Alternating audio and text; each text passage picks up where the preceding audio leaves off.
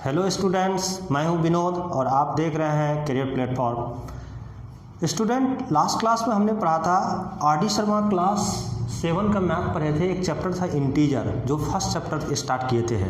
इसका ये part 2 video है, यानी पार्ट 1 अगर आपने नहीं देखा है तो आप प्लीज़ वहाँ से पार्ट 1 देख लीजिए। प्ले स्टोर आपका जो प्ले लिस्ट है हमारा ये चैनल का, उसमें जाइए और वहाँ से आपको मिल जाएगा पार्ट 1।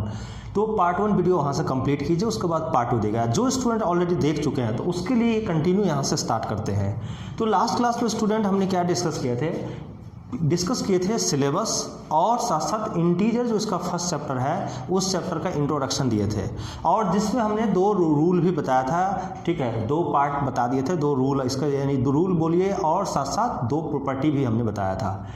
आज हम बात करेंगे प्रॉपर्टी नंबर 3, यानी इंटीजर जो है प्रॉपर्टी नंबर 3 कहता है इंटीजर के लिए कौन सा प्रॉपर्टी है। तो देखिए एसोसिएटिव लॉ। देखिए आज हम लास्ट क्लास में पढ़े थे कम्यूटेटिव लॉ, आज हम पढ़ रहे हैं एसोसिएटिव लॉ, प्रॉपर्टी नंबर 3। ये एसोसिएटिव लॉ क्या कहता है? कहता है कि अगर मान लिया जाए कोई भी इंटीजर है, ए बी सी 3 इंटीजर है, जैसे ए बी सी इंटीजर है, 3 इंटीजर हमने लिया।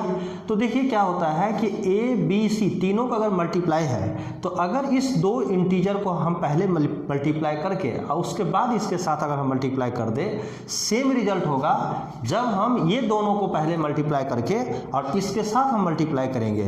यानी ए इंटू बी इंटू सी इसका ब्रैकेट इज इक्वल टू, अब क्या करेंगे, इस दोनों ब्रैकेट को हटाएंगे, अब इस दोनों को ब्रैकेट में लेंगे, फिर इसको फ्री करेंगे।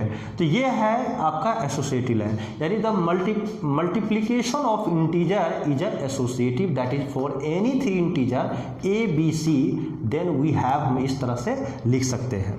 अब जैसे ये क्वेश्चन है यहाँ पे, अब आपको मैं प्रूव करके दिखाता हूँ कि कैसे ये जो है सही है। तो देखिए एक क्वेश्चन है आपका कि -3, अब इसको मल्टीप्लाई करना है 4 इंटू -7 के उसका ब्रैकेट के साथ, यानी यहाँ पे क्या हो रहा है, ये फ्री है, ये दोनों ब्रैकेट के अंदर है। फिर हमने क्या किया, ये दोनों को क्या किया, ब्रैकेट किया और इसको फ्री किया। और ये मैं आपको दिखाना चाह रहा हूँ कि ये कोई भी इंटीजर का जो मल्टीप्लिकेशन है वो एसोसिएटिव लॉ को फॉलो करता है, ये हम आपको प्रूफ करते हैं। तो इधर वाले जो आप देख रहे हैं ये वाला, इसको हम बोलते हैं LHS, लेफ्ट हैंड साइड, और इधर वाला जो है हमारा हो जाएगा बेटा RHS, क्योंकि हमारा हाथ के राइट साइड में है तो RHS हुआ। अब हम पहले LHS को देखते हैं, LHS को हम सिंप्लीफाई करते हैं। तो LHS में क्या है, देखिए ये -3 आपका ब्रैकेट में है, उसके बाद 4 इंटू -7 है। तो हम क्या करेंगे, सबसे पहले आपको बताएं कि जो ब्रैकेट के अंदर होता है ना, इसको हम सॉल्व करेंगे। तो ब्रैकेट के अंदर क्या है, 4 इंटू -7, तो पहले हम इसको सॉल्व करेंगे। आपने पढ़ा होगा क्लास 6 में बोर्ड मास रूल, तो हम लोग बोर्ड मास रूल को अप्लाई करके एक काम करेंगे। फिर इसमें भी बताएंगे, आगे है बोर्ड मास, आपको अच्छे से समझाऊंगा मैं, नहीं पढ़े कोई बात नहीं है। तो अब देखिए यहाँ पे -3 तो हमने लिख ही दिया, साथ साथ जो कि 4, अब ये देखिए आप, ये लाइक है या अनलाइक है, ये देखिए अनलाइक है, क्योंकि ये पॉजिटिव है ये निगेटिव है। तो हमने बताया था जब अनलाइक हो और दोनों को मल्टीप्लाई करना हो तो हम एब्सोल्यूट वैल्यू को मल्टीप्लाई कर देंगे और जो साइन होगा निगेटिव साइन हम लगा देंगे। तो 7 4 जा कितना होगा 28। अब साइन कौन सा लगाएंगे, निगेटिव, ठीक है। तो ये हो गया आपका। अब देखिए ये दोनों क्या हो गया, अब लाइक आ गया। तो लाइक जब हो जाता है तो क्या करेंगे, लाइक में क्या होता है, लाइक में साइन को भूल जाते हैं, क्योंकि देखिए यहाँ पर दोनों जगह माइनस है, यहाँ भी माइनस है और यहाँ भी माइनस है, दोनों को सिर्फ सिंपली मल्टीप्लाई कर देंगे, एब्सोल्यूट वैल्यू आ जाएगा आपका। तो ये क्या होगा, 8 3 जा 24, ठीक है, और 2 3 जा 6 और 2 8 84 आपका ये प्लस में आ जाएगा, एब्सोल्यूट वैल्यू लिखेंगे। तो देखिए LHS को हमने तोड़ा बेटा तो 84 आया। अब हम बात करते, आप देखते हैं RHS वाले को। तो RHS क्या है, RHS है -3 इंटू जो है इसको ब्रैकेट इंटू 4, इसको करली ब्रैकेट और इंटू -7। अब इसको हम कैसे करेंगे, तो देखिए अब ये, अब पहले हम बताए थे बोर्ड मास रूल में, पहले सबसे पहले हम ब्रैकेट को पे काम करते हैं, ब्रैकेट को ओपन करते हैं तो क्या होगा, ये देखिए अनलाइक है तो 3 4 जा कितना होगा 12, तो 12 होगा। और जब अनलाइक होता है तो हम निगेटिव साइन देते हैं, तो हमने दे दिया निगेटिव साइन यहाँ पे, ठीक है। और साथ साथ आपका यहाँ पे क्या है -7 है, तो हमने दे दिया -7। अब होगा क्या, अब दोनों देखिए लाइक हो गया, यहाँ भी माइनस यहाँ भी माइनस। जब लाइक फ्रैक्शन जब इंटीजर होता है तो उसमें हम साइन नहीं लिखते हैं, चाहे दोनों जगह माइनस हो चाहे प्लस हो, हम सिर्फ एब्सोल्यूट वैल्यू लिखते हैं। तो 12 7 जा 84, तो ये आपका हो गया।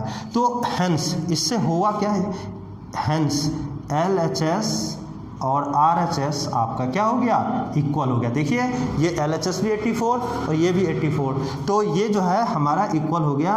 और इससे हमें पता चल गया कि हमारा जो है कोई भी इंटीजर जो होता है उसके मल्टीप्लिकेशन एसोसिएटिव लॉ को फॉलो करता है। तो नेक्स्ट जो है आपको एक एग्जाम्पल और लेकर मैं बताता हूँ, ठीक है। तो देखिए नेक्स्ट, तो स्टूडेंट अब हम सेकेंड एग्जाम्पल लेकर के आपको मैं बता रहा हूँ। तो देखिए सेकेंड एग्जाम्पल ये है एसोसिएटिव लॉ का, और इसको भी हम वेरीफाई करके देखते हैं, क्योंकि आप जब पेपर देने जाएंगे तो आपके एग्जाम पेपर में ऐसे क्वेश्चंस आते हैं कि इसको वेरीफाई करके बताइए। तो मैं एक सेकेंड एग्जाम्पल, फर्स्ट तो समझ में आया होगा, बहुत स्टूडेंट ऐसा भी है कि इसको क्लियर नहीं होगा, तो इसमें क्लियर हो जाएगा, तो आप अच्छे से देखिए। तो देखिए इधर वाले को हमने क्या बोला, LHS लेफ्ट हैंड साइड, इधर वाले को हमने क्या बोला, RHS, ठीक है। अब हम LHS पे हम काम करते हैं, तो सबसे पहले हम यहाँ लिखेंगे LHS लेफ्ट हैंड साइड। यहाँ पर देखिए क्या है, -2 इंटू -3 इंटू -5, यही है। अब हम इसको क्या करेंगे, आपको बताया अभी बताए हैं कि देखिए ये क्या है, लाइक है, लाइक इंटीजर है। जब लाइक इंटीजर होता है तो दोनों को मल्टीप्लाई कर देते हैं, यानी एब्सोल्यूट वैल्यू लिखते हैं। तो सबसे पहले -2 तो आपका जैसे है सही रहेगा, एंड यहाँ पे क्या होगा 3 5 जा 15, आपका ये लाइक हो गया, ठीक है। इसीलिए एब्सोल्यूट वैल्यू साइन लिखने की जरूरत नहीं, क्योंकि दोनों माइनस में हो चाहे दोनों प्लस में हो, अगर यहाँ भी माइनस यहाँ भी माइनस, तो सिर्फ ये जो न्यूमेरिकल वैल्यू है उसको लिख देना है, साइन नहीं लिखना। अगर ये अपोजिट साइन होता तो माइनस लगाते हैं। अब हम क्या करेंगे, इसको मल्टीप्लाई। अब देखिए यहाँ अनलाइक हो गया, यहाँ प्लस में है, नहीं कुछ है तो प्लस है, +15 है, यहाँ -2 है, तो दोनों को मल्टीप्लाई करेंगे तो क्या होगा, 15 2 जा 30, और ये जो है अनलाइक है इसीलिए आपको माइनस लग जाएंगे। तो आपने जब LHS को ब्रेक किया तो आपको -30 है। अब हम बात करते हैं RHS का। अब एंड RHS का देखते हैं। तो देखिए RHS में क्या है आपका, RHS है -2, ठीक है, ब्रैकेट, इसके बाद -3, इसके बाद इस तरह से ब्रैकेट है, फिर -5।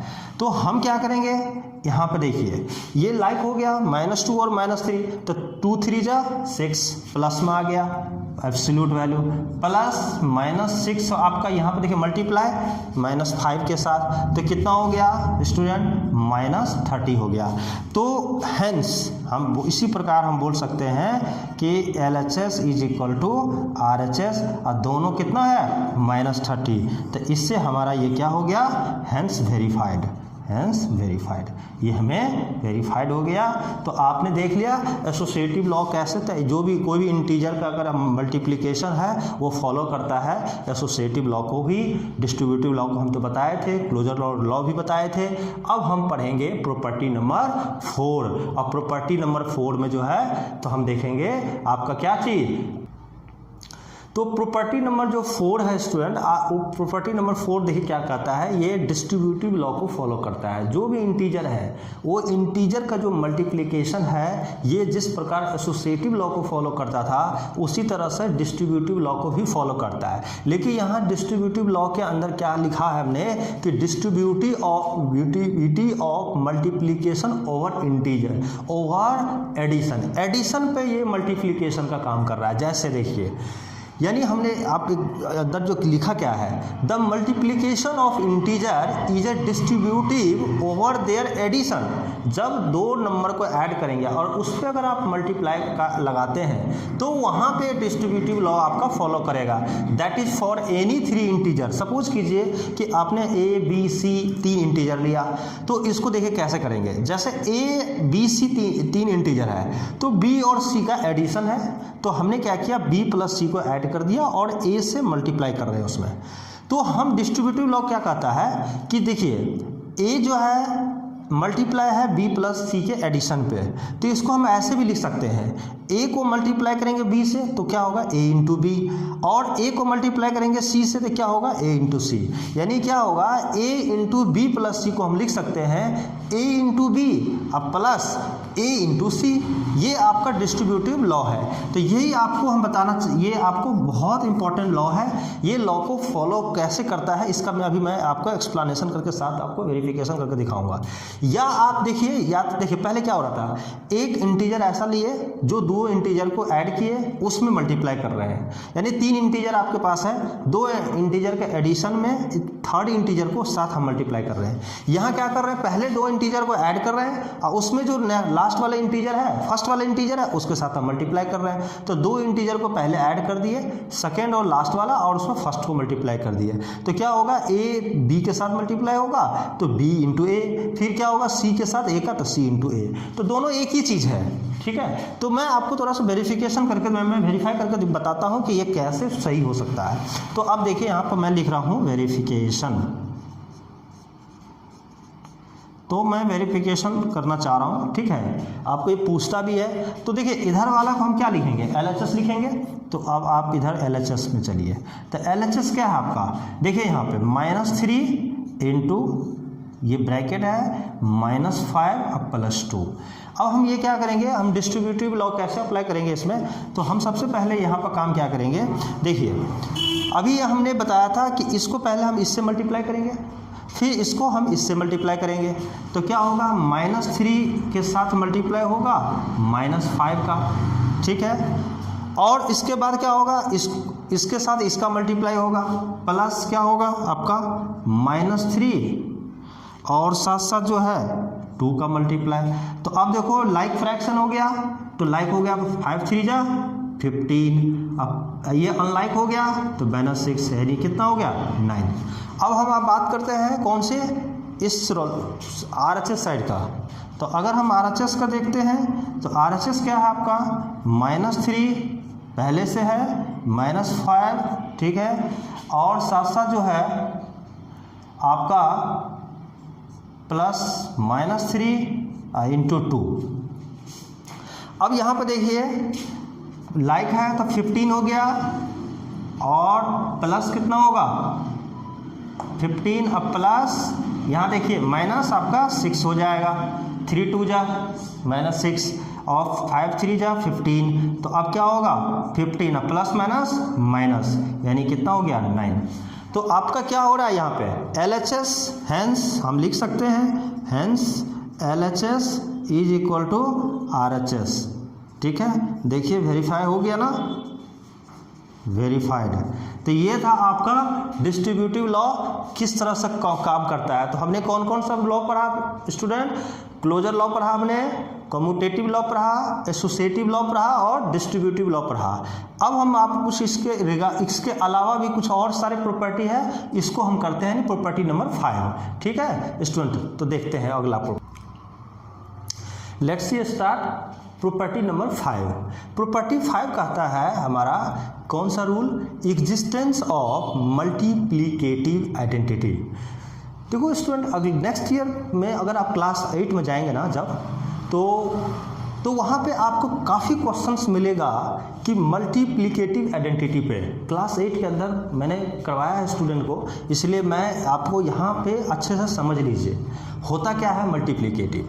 तो देखिए existence of multiplicative identity for any integer, कोई भी इंटीजर का मल्टीप्लिकेटिव आइडेंटिटी का मतलब होता है आपका, ये सोच लीजिए 1, यानी कोई भी इंटीजर, देखिए यहाँ पे the integer 1 is called multiplicative identity. मतलब क्या होता है, अगर कोई भी इंटीजर है, जैसे a कोई इंटीजर है सपोज कीजिए, उसमें अगर हम 1 से मल्टीप्लाई किए तो a इंटू 1 तो रिजल्ट होगा a, और a इंटू 1 को हम a भी लिख सकते हैं और a को हम इस तरह भी लिख सकते हैं 1 इंटू a, यानी a इंटू 1 लिखो या 1 इंटू a लिखो, दोनों का रिजल्ट क्या होगा आपका a आएगा। तो ये जो यहाँ पे हो क्या रहा है, आपको यहाँ पे जो देख रहे हैं जिससे मल्टीप्लाई करने पर रिजल्ट पे कोई असर नहीं पड़ रहा है, तो वो कौन सा नंबर है, तो वो नंबर आपका इंटीजर है 1। यहाँ पे 1 देखिए एक नंबर है। तो ये 1 को क्या बोलते हैं, the integer 1 is called multiplicative identity. Paper में पूछता है कि कोई भी नंबर रहेगा उसका मल्टीप्लिकेटिव आइडेंटिटी बनाना है। जैसे आपको मैं एग्जाम में देखिए, जैसे 3/4 है, इसको मल्टीप्लिकेटिव आइडेंटिटी क्या होगा, तो उनके मतलब ऐसा नंबर से इसमें मल्टीप्लाई करना है जिससे उसके रिजल्ट 1 हो जाए। तो हम क्या करेंगे, 4/3 से मल्टीप्लाई कर दिए, तो अब देखिए इसके जस्ट रिवर्स करके मल्टीप्लाई कर दिए, तो इसको से कट गया, देखिए रिजल्ट क्या हो गया, 1 हो गया। तो अगर कोई पूछता है कि 3/4 का मल्टीप्लिकेटिव आइडेंटिटी क्या होगा, तो हम बोल देंगे 4/3 जिससे रिजल्ट 1 हो जाएगा, उसको कोई असर नहीं पड़ा। तो ये सब आपको क्लास 8 में हम पढ़ाएंगे, यहाँ पर नहीं पढ़ना है। आपको ये पढ़ना है कि ये प्रॉपर्टी नंबर 5 क्या है, मल्टीप्लिकेटिव आइडेंटिटी क्या होता है। तो कोई भी नंबर में 1 से मल्टीप्लाई करने रिजल्ट कुछ नहीं, असर नहीं पड़ेगा। नेक्स्ट प्रॉपर्टी कहता है प्रॉपर्टी ऑफ जीरो। देखिए प्रॉपर्टी ऑफ जीरो कहता है कोई भी इंटीजर है, अगर हम उस इंटीजर में 0 से मल्टीप्लाई किए तो रिजल्ट आपका 0 होगा, और इस 0 को 0 × a भी लिख सकते हैं। तो ये भी आपका इसी तरह है जैसे आपका फर्स्ट था, यहाँ पे 1 था, यहाँ पे हमने 0 लिया, तो इसको बोलते हैं प्रॉपर्टी ऑफ जीरो। नेक्स्ट कहता है property number 7 for any integer a we have. अगर कोई भी इंटीजर है तो हम इसमें कैसे लिख सकते हैं, देखिए जिस तरह से यहाँ से 1 से मल्टीप्लाई किए उसी तरह यहाँ से -1 से भी कर सकते हैं। कोई भी इंटीजर है, जैसे a इंटीजर है, अगर हमने -1 से मल्टीप्लाई किया तो a × -1 is equal to -a, और इसी को हम इस तरह लिख सकते हैं -1 × a। तो ये जो आपका रूल है, आपका ये प्रॉपर्टी नंबर 7 कोई भी इंटीजर के लिए एप्लीकेबल है, ठीक है। तो ये आपका 3 रूल, ये आपका देखिए property number 5, property number 6, property number 7 आपके सारे ये जो है ना यूज करेंगे हम एक्सरसाइज जब सॉल्व करेंगे। अब हम देखते हैं नेक्स्ट प्रॉपर्टी आपका क्या है। तो स्टूडेंट हम प्रॉपर्टी नंबर 8 करते हैं। अब कहता है प्रॉपर्टी नंबर 8 कह रहा है इंटीजर के लिए कि if a b c are integer, अगर a b c इंटीजर है सच दैट, इस तरह से है कि a greater than b, a b से बड़ा है। तो जब a b c कोई भी इंटीजर हो और उसमें a जो है सो b से बड़ा हो, तो रिजल्ट क्या बनता है, a × c ग्रेटर होगा b × c से, इफ c इज पॉजिटिव। कैसे, मैं समझिए। अब मैं एक एग्जांपल देकर आपको समझा रहा हूँ। सपोज कीजिए a b c आपके पास इंटीजर है। अब ये इंटीजर है तो a कह रहा है b से बड़ा है, तो हमने क्या किया, मान लिया a जो है सो b से आपका बड़ा इंटीजर है, ठीक है। तो a जब b से बड़ा है, अब हम क्या कर रहे हैं कि c एक इंटीजर है जो पॉजिटिव इंटीजर है, पॉजिटिव इंटीजर है, ये बोल रहा है। तो हम क्या करेंगे, c से इसमें भी मल्टीप्लाई करते हैं। देखिए a जब b से बड़ा है तो हम c से क्या करते हैं, इसमें भी मल्टीप्लाई करते हैं, इसमें भी मल्टीप्लाई करते हैं। तो हम क्या लिखेंगे, a × c, फिर ग्रेटर लिखेंगे। अब यही c से अगर हम दोनों साइड मल्टीप्लाई करेंगे तो कोई असर नहीं पड़ता है। तो a में c से मल्टीप्लाई कर दिए तो b में भी c से मल्टीप्लाई कर दीजिए, क्योंकि देखिए ये c तो बाद में कैंसिल ही हो जाएगा। तो क्या हो रहा है, a जब b से बड़ा है तो दोनों साइड अगर इसमें भी c से किए, इसमें भी c से अगर हम मल्टीप्लाई कर दिए तो क्या हो गया, a × c ग्रेटर हो गया b × c से, जहाँ पे c क्या है, c आपका जो है c इज पॉजिटिव, ठीक है, c is positive integer, c आपका पॉजिटिव इंटीजर है। तो ये ध्यान रखना पड़ेगा, इसीलिए ये रूल आपका सही है, a × c हमेशा b × c से बड़ा होगा। अब रूल नंबर 2 कह रहा है कि इसमें देखिए रूल नंबर इसी में 2, अब हम कैसे लिखेंगे, अब मैं बताता हूँ आपको। अब देखिए यहाँ पे 2 नंबर कहता है कि a × c less than b × c, कब, इफ c इज निगेटिव, अगर c निगेटिव होगा। कैसे, अब सोचिए ना, a b से, a जो है b से क्या है, बड़ा है, ऑब्वियस है, a जो है सो b से आपका बड़ा नंबर है, लार्ज नंबर है।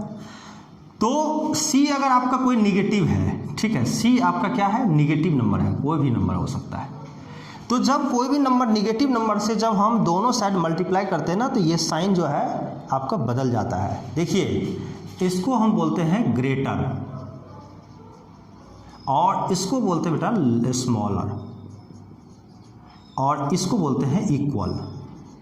ये सब ध्यान रखना है आपको, ठीक है। तो अगर मान लिया जाए जैसे 3 और 2 में कौन बड़ा है, अगर ये पूछता है तो जो ज़्यादा है ना उधर की तरफ मुंह खोल दो, तो इसका मुंह इधर की तरफ माउथ खोल दिया, इधर की तरफ माउथ दे दिया, मुंह इधर खुल गया, तो ये बड़ा हो गया। अगर आपके 4 और 5 में कह रहा है कौन बड़ा है, कौन लार्जर है, तो जिधर बड़ा होगा उधर मुंह खोल दो, माउथ उधर ओपन कर दो, तो इसका मुंह किधर खुलेगा, इधर की तरफ, तो इधर की तरफ मुंह खोल दिया, तो ये लार्ज हो गया, ठीक है। ये यहाँ पे ये 3 लार्ज है, यहाँ पे 5 लार्ज है। तो इसी तरह से अगर मान लिया जाए कि सोच लीजिए अगर हमने 5 एक नंबर है जो 4 से ज़्यादा है, ये तो ठीक है, 5 जो है 4 से ज़्यादा है। अब हम क्या करते हैं, कोई निगेटिव नंबर c लेते हैं और उससे मल्टीप्लाई करते हैं। तो जब c अगर मान लिया जाए -2 लेते हैं, तो 5 को -2 से मल्टीप्लाई करें और 4 को भी -2 से करेंगे, तो देखिए इधर कितना हो जाएगा -10, इधर कितना होगा -8। अब देखिए कौन बड़ा हो गया, अब आपका बड़ा हो गया आपका ये, तो आपका देखिए यहाँ पे रिजल्ट आ गया। तो हो क्या रहा है कि जब हम निगेटिव नंबर से मल्टीप्लाई करते हैं तो आपका साइन बदल जाता है। तो यहाँ पे जब आप इस तरह से लिखेंगे, इस तरह से, ठीक है, तो हम इसको लिख सकते हैं a × c, ठीक है। अब ये साइन बदल जाएगा जब निगेटिव नंबर से मल्टीप्लाई करेंगे, तो b × c, ठीक है। तो ये आपका कब, इफ c इज नेगेटिव, तो c आपका जब नेगेटिव होगा, तो ये भी आपका ध्यान रखना पड़ेगा। तो बस इतना, यानी आप पे डिपेंड कर रहा है c पे। जब a और b से बड़ा, a b से लार्ज है, ग्रेटर है, तो c अगर पॉजिटिव है तो a × c greater b × c, अगर c निगेटिव है तो a × c लेस देन होगा b × c से। अब नेक्स्ट हम आगे बढ़ते हैं, देखते क्या है। तो अब हम डिस्कस करते हैं प्रॉपर्टी नंबर 9 स्टूडेंट। तो देखिए प्रॉपर्टी नंबर 9 कहता है कि कई इंटीजर लीजिए, आप कोई भी इंटीजर ले सकते हैं, ठीक है। मान ले सपोज कीजिए हमने कुछ इंटीजर लिया, फॉर एग्जांपल के लिए जैसे -a1, -a2, -a3, इस तरह से आपको कई इंटीजर, n इंटीजर हमने ले लिया। तो -a1, -a2, -3 n इंटीजर है, an तक जा रहा है। ये सभी इंटीजर को हम लोगों, निगेटिव इंटीजर है, ये सभी इंटीजर को अगर हमें मल्टीप्लाई करना है तो ये इनका जो रिजल्ट होगा ये माइनस होगा या प्लस होगा, ये डिपेंड करता है आपके n पे। तो होगा क्या, ये सभी इंटीजर को हम मल्टीप्लाई कर देंगे। अगर वो n होगा, n आपका, n means number of term, अगर आपका सपोज कीजिए यहाँ तक टर्म है तो कितना हुआ, 1 और 2 टर्म है तो n = 2 होगा। अगर नंबर 3 टर्म है तो यानी n = 3 टर्म। अगर n आपका, n जो है मतलब 10 है तो आपका 10 टर्म हुआ तो n इवन नंबर हो गया। अगर n = 11 हुआ इसका मतलब 11 टर्म हुआ। तो n पे डिपेंड करता है सारा चीज़। अगर n इवन है तब तो ये रिजल्ट आपको सीधे सबको मल्टीप्लाई कर देना है। लेकिन अगर n ऑड आया तो n जब ऑड आएगा तो सभी को मल्टीप्लाई कर देना है और यहाँ पे माइनस लगा देना है। तो सारा खेल है n पे। n क्या है उस पर डिपेंड करता है आपका इंटीजर। मैं एक एग्जांपल लेकर मैं बताता हूँ। देखिए आपको इस तरह से एग्जाम में दिया रहेगा कि -1 इस तरह से मल्टीप्लिकेशन है और ये कितनी बार है, n टाइम्स है। n मतलब अनंत टाइम्स है, उसको काउंट फिक्स नहीं है n। तो अब इसका रिजल्ट क्या होगा, तो देखिए अगर आप मान लिया जाए 2 टाइम्स रहता तो क्या होता, -1 +1 होता। 3 टाइम्स क्या होता था, +1 अब -1 यानी -1 होता।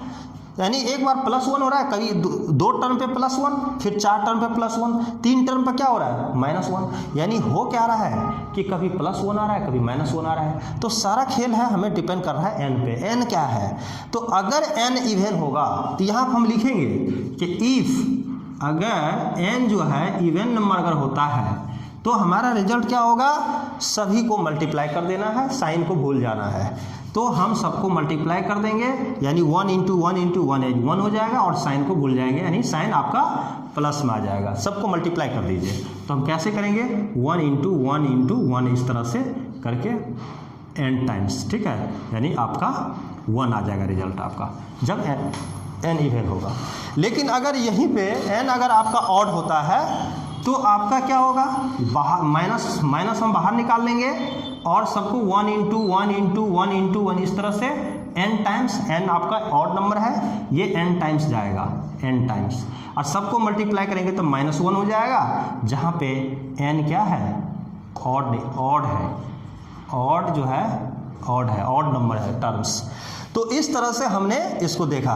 तो अब हम एक क्वेश्चन करा कर दिखाते हैं, उसके बाद हम लोग लास्ट करेंगे आज की क्लास। एक क्वेश्चन हम कराते हैं आपको, ठीक है। तो देखते हैं, पहले इसको एज कर दीजिए। लेट मी स्टार्ट ए क्वेश्चन, इंपॉर्टेंट क्वेश्चन, ठीक है। आज हम स्टार्ट करते हैं, देखते हैं इसमें क्या इंपॉर्टेंट है। तो देखिए, अभी जो हमने थ्योरी पढ़ा था उस, या प्रॉपर्टी बोलिए, उस प्रॉपर्टी पे बेस्ड क्वेश्चन है। इस तरह से एग्जाम आते हैं क्वेश्चंस। तो फर्स्ट क्वेश्चन को हम सॉल्व करते हैं। तो देखिए फर्स्ट क्वेश्चन में क्या है, यहाँ पर देखना है निगेटिव क्या है। देखिए यहाँ -1 है, मतलब -1 है, यहाँ भी मल्टीप्लाई -1 से है, मतलब माइनस का खेल है। तो यहाँ भी -1, यहाँ भी -1, यहाँ भी -1, यहाँ भी -1, यहाँ, यानी -1 कितनी बार है, तो 1 2 3 4 5। तो जब 5 बार माइनस होता है, तो अभी आपको हम क्या बताए थे, जब n इक्वल टू क्या हो गया, ऑड हो गया, n इक्वल टू 5 हो गया। जब ऑड होता है तो निगेटिव आता है, -1 होता है। तो हम क्या करेंगे इस बार, जब 1 2 3 4 5 टर्म है, तो 5 टर्म हो गया, तो इसके लिए हम माइनस निकालेंगे, क्योंकि n आ चुका है आपका, यहाँ पे n आ गया 5, जो कि आपका ऑड नंबर है। तो ये माइनस हम बाहर रखेंगे, ठीक है। और बाकी जितने भी नंबर हैं सभी नंबर को हम क्या करेंगे, मल्टीप्लाई करेंगे। तो 1 × 2 × 3 × 4 × 5, अब सारे नंबर को मल्टीप्लाई कर दीजिए, तो आपको माइनस और 6 और 5 5 4 जो 20 और यानी 120 आपका निगेटिव में आ गया, जहाँ पे n इक्वल टू ऑड था, ठीक है। तो इस तरह से आपका रिजल्ट आ गया। अब हम बात करते हैं क्वेश्चन नंबर 2 पे।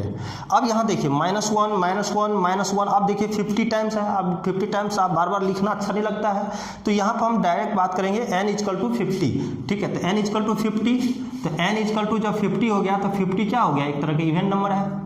इवन नंबर वो नंबर को बोलते हैं जिसमें 2 से डिवाइड हो जाए, 2 से डिवाइड हो जाए ना, वो जो नंबर पे, वो नंबर को कहते हैं इवन नंबर। जैसे 50 है तो 2 से डिविजिबल है, तो उसको n इक्वल टू आपका 50 इवन नंबर हो गया। अब इवन नंबर है तो आपको हम बताए थे, सिंपली आपको क्या करना है, सबको मल्टीप्लाई कर देना है, क्योंकि सारे माइनस, देखिए -1 दो नंबर पे पॉजिटिव, फिर 2 नंबर पे पॉजिटिव, 25 टर्म्स होंगे, एक एक करके 2 करके अगर मिलाएंगे तो ये आपका पॉजिटिव हो गया। तो रिजल्ट क्या होगा, 1 × 1 × 1 × इस तरह से कितने टाइम्स, 50 टाइम्स लिखेंगे।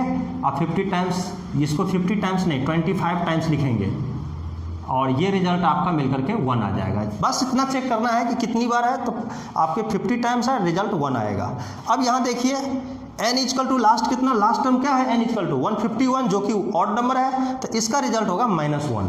क्यों कि आपको बताए थे कि माइनस लगाएंगे और सभी नंबर को मल्टीप्लाई करेंगे, तो 1 × 1 × 1 × इस तरह से, तो रिजल्ट हो जाएगा -1। उसी तरह से देखिए यहाँ पे n कितना है, 1 2 3 4 टर्म है, तो 4 टर्म है, तो देखिए 4 तो n इक्वल टू 4 हो गया, यानी इवन नंबर है। इसका मतलब सभी नंबर को हमको क्या करना है, मल्टीप्लाई कर देना है। तो 3 × 6 × 9 × 12, ठीक है। तो आप यहाँ पे आप इसको मल्टीप्लाई कर दीजिए, 18 × 180, इसको मल्टीप्लाई करके जो रिजल्ट आएगा आप इसको लिख दीजिए, ठीक है। तो इस तरह से जो है हमने इस तरह क्वेश्चन को सॉल्व किया। तो स्टूडेंट आप जो है सो इस तरह से आप नेक्स्ट क्लास में हम जो है ना इसके आगे कंटिन्यू हम एक्सरसाइज करेंगे। इसका आर डी शर्मा का फर्स्ट एक्सरसाइज इंटीजर में है, वो एक्सरसाइज कंप्लीट करेंगे, और बने रहें, और आगे जो है सो सारे प्रैक्टिस अच्छे से कीजिए, और साथ साथ जो है हमारे पेज को फॉलो कीजिए, अच्छी अच्छी पिक्स भेजते रहता हूँ मैं। थैंक यू, कैरियर प्लेटफॉर्म, नमस्कार।